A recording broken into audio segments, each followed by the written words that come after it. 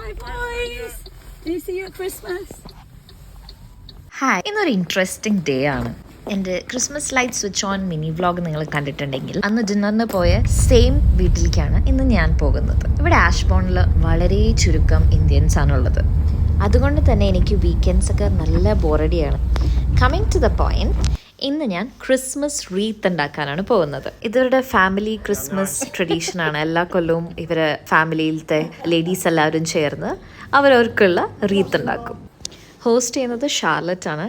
ഷാർലറ്റിൻ്റെ farm ഹൗസാണ്.